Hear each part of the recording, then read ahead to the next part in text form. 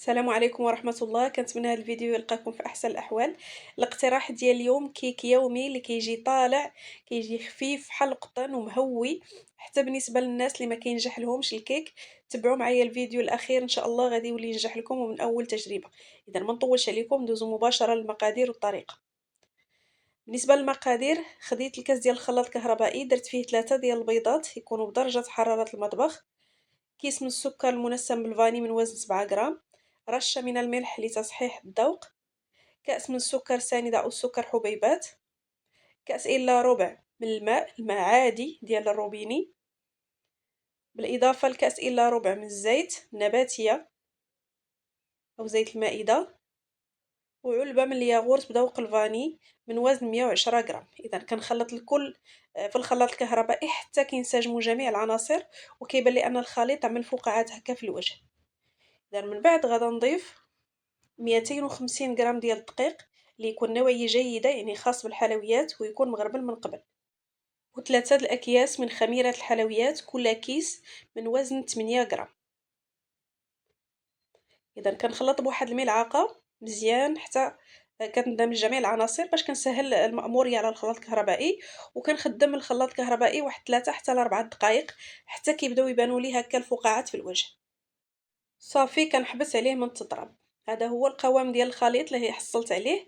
ما تيكونش ثقيل بزاف وما كيكونش عاود خفيف اكثر من القياس. ملي هزيتو هكا بسباتيلا كيهبط على شكل خيط وما كيتقطعش.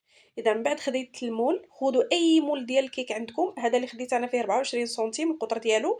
ممكن تاخذوا مول ديال الكيك اللي يكون القطر ديالو 20 او 22 سنتيم، غيجيكم الكيك مرتفع اكثر. اذا دهنتو بشويه ديال الزيت، رشيت له الدقيق، فرغت فيه الخليط ودخلته مباشره للفران. شعلت الفران على درجة حرارة 170، النار من الأسفل فقط. ملي بانوا لي الجوانب كيدهبوا أو بداو كيتحمروا، طفيت النار اللي في الأسفل وشعلت النار من الفوق حتى كيتحمر الوجه، وكنطفي عليه وكنخليه في الفران واحد ربع ساعة. عاد من بعد كنخرجو. اذا شوفوا كيفاش كيجي الكيك، كيجي خفيف لواحد الدرجه ما تصوروهاش. كنخليه حتى كيبرد، عاد كنزولو من المول. هنا المرحله ديال التزيين. بالنسبه ليا انا زينتو او دهنتو بالمربى ديال المشماش من الفوق ومن الجوانب، وزينتو برقائق اللوز محمرين. بالنسبه لكم ممكن تزينوهم باي حاجه كانت عندكم متوفره. ممكن ديروا مثلا خطيطه ديال الشكلاط او ديال الكراميل، ممكن تزينوا بهكا بالكوفيتير والكوك. اذا التزيين كيبقى اختياري على حسب داكشي اللي عندك في الدار، وكل وحده والابداع ديالها وكل وحده والامكانيات ديالها. وهذا هو الشكل النهائي ديال الكيك من بعد ما زينته، من بعد ما برد مزيان. لاحظوا كيفاش كيجي طالع، كيجي خفيف، كيجي مهوي. زائد ان المقادير ديالو جد اقتصاديه، وحتى الطريقه جد سهله ومبسطه. انا قلت لكم حتى الناس اللي ما كينجح لهمش الكيك يجربوه بهذه الطريقه، ان شاء الله غينجح معاهم ومن اول تجربه. اذا قطعته معكم باش تشوفوا كيفاش كيجي من الداخل، كيفاش كيجي خفيف، كيجي مهوي وفحال القطن، والمذاق ديالو كيجي رائع جدا. جربوه لان هذا الكيك فعلا يستحق التجربه. اذا كنتمنى ان الفيديو ديال اليوم ينال اعجابكم.